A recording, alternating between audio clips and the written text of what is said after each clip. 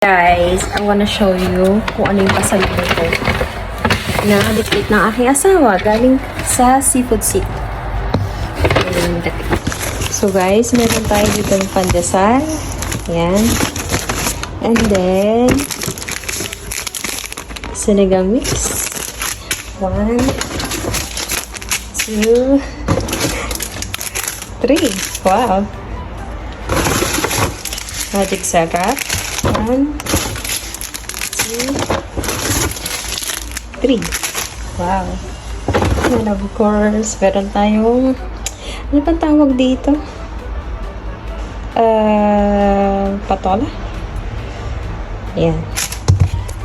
And, yes, ang puto. Ito talaga yung pinapili ko. Ito lang talaga. Pero merong add-on. And kutsinta.